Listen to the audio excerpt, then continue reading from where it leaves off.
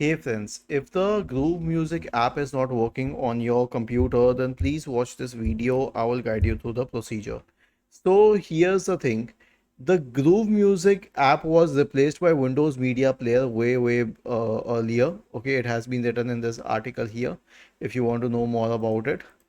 And even if you check for the Microsoft Store, I'll just show you so that you can have an affirmative answer. Just search for the word groove and you will not find anything here. So the Groove Music app has been replaced and it's gone forever. What can you do in this case? You can obviously install the Windows Media Player, but why is it not working and why do you still have it on your system? The thing is that even as of present, there are many other third-party websites which are giving a version of Groove Music. Now, the problem with this is that while the version exists on your system, it is not supported by Windows. It cannot be updated by Windows. So in such a situation, there is nothing that we can do in this matter. Okay, so just assume that nothing can be done with this.